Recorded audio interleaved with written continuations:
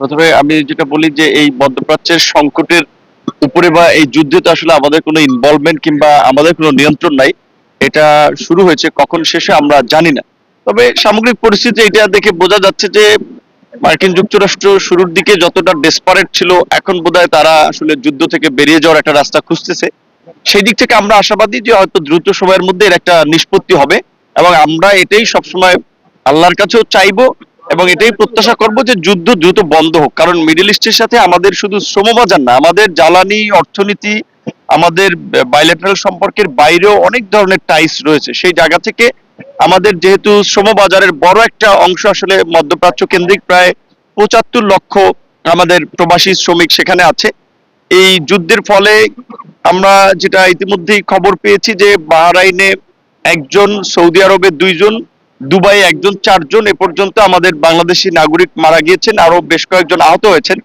সমস্ত জায়গাগুলোতে আমাদের রাষ্ট্রদূতরা বোধহয় প্রথমবারের মতো এইভাবে বাংলাদেশি রাষ্ট্রদূতরা বিদেশে তার নাগরিকরা এইভাবে আহত হলে কিংবা সংঘর্ষে ফলে এরকম একটা পরিস্থিতির মধ্যে পড়েছে এবং রাষ্ট্রদূতরা সশরীরে গিয়ে খোঁজ খবর নিয়েছেন। এইটা আমাদের মাননীয় প্রধানমন্ত্রীর দিক নির্দেশনা এবং সমন্বয়ে প্রবাসী কল্যাণ ও বৈদেশিক কর্মসংস্থান মন্ত্রণালয় এবং পররাষ্ট্র মন্ত্রণালয়ের যৌথ উদ্যোগে পর্যবেক্ষণে তদারকিতে এই কাজগুলো হচ্ছে, যে এই চারজনের মধ্যে একজনের মৃতদেহ এসেছে এবং একজনের মৃতদেহ আসলে এতটা আপনার ছিন্ন বিচ্ছিন্ন হয়ে গিয়েছে, সেটা লাশের অস্তিত্ব ভাবে বোঝা যায় না। সেই বিষয়টা কিভাবে আমরা সুরাহা করব সেটা দুই দেশের আপনার আলাপ আলোচনার মধ্যে দিয়ে একটা সিদ্ধান্ত হবে। আর বাকি দুজনের লাশ আনার প্রক্রিয়া চলছে। এবং একই সাথে আপনারা জানেন যে গতকাল রাতে আপনার মালদ্বীপে আমাদের ৫ জন বাংলাদেশি রান্নার গ্যাসের আসলে বিস্ফোরণে, সিলিন্ডার বিস্ফোরণে আপনার তারা নিহত হয়েছে ৫ জন। সেই ৫ জনের বিষয়ে ইতিমধ্যেই আমরা কথা বলেছি। আমাদের দূতাবাস কথা বলছে যে দুই দেশের আনুষ্ঠানিক প্রক্রিয়াগুলো শেষ করে তাদের লাশ কিভাবে দেশে আনানো যায়। এবং এই যুদ্ধের ফলে আমরা দেখেছি যে আমাদের বেশ কিছু প্রবাসী অভিযোগ করেছে বা তাদের একটা সংকট দেখা দিয়েছে যে তাদের ভিসার মেয়াদ শেষ হয়ে গিয়েছে বা শেষ হয়ে যাওয়ার দ্বার প্রান্তে। সেইটা বিবেচনা করে একেবারে বলা চলে আপনার এই মাসের শুরুতেই আমাদের পররাষ্ট্র মন্ত্রণালয় থেকে আমাদের সংশ্লিষ্ট দেশগুলোর যারা ঢাকাস্থ দূতাবাসে আছেন রাষ্ট্রদূত হিসেবে, তাদেরকে মৌখিকভাবে বলা হয়েছিল যে আমাদের দেশের নাগরিকদের অন্তত তারা যেন এই ভিসার মেয়াদটা এক্সটেনশনের ক্ষেত্রে বিবেচনা করেন।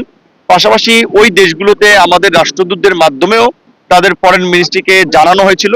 শুরুর দিকে কাতার ১ মাসের মেয়াদ এক্সটেন্ড করেছিল। আমরা ইতিমধ্যে যে আপডেট পেয়েছি, কাতার, বাহরাইন এবং কুয়েত এবং ৪টি দেশ মূলত আপনার তারা ৩১ মার্চ পর্যন্ত, ১ মাস বলতে ৩১ মাস পর্যন্ত তাদের দেশে যারা যেতে পারে নাই ভিসার মেয়াদ বর্ধিত করেছে। কিন্তু এখানে একটা বিষয় সবার আসলে মনে রাখতে হবে, মানে ভিসার মেয়াদটা অটো রিনিউয়াল হবে না, তাদেরকে আবেদন করতে হবে। তারা যেই দেশগুলো থেকে এসেছেন কিংবা যেই দেশে যাবেন ওই সমস্ত দেশের তাদের প্রতিষ্ঠানগুলো, সেটা কফিল কিংবা বিভিন্ন প্রতিষ্ঠান, তাদের মাধ্যমে আবেদন করতে হবে, অথবা আমাদের প্রবাসী কল্যাণ ও বৈদেশিক কর্মসংস্থান মন্ত্রণালয়ের মাধ্যমে তারা যদি যোগাযোগ করে দেন আমরা তাদের এই আবেদনটা পৌঁছে দিলে কেবলমাত্র তারাই এই সুযোগটা পাবেন। যারা আবেদন করবেন তারা আবেদন না করলে কিন্তু ৩১শে মার্চ পর্যন্ত এই ৪টা দেশের এই ভিসা মেয়াদের সুযোগটা তারা পাবেন না। নিরাপত্তা নিশ্চিতে কোনো পদক্ষেপ? নিরাপত্তা নিশ্চিতে ধরেন এই যে দেশগুলোতে কিছু কিছু ঘটনা ঘটছে, এই দেশগুলোর সাথে কিন্তু ইরান সরাসরি যুদ্ধে জড়াচ্ছে না।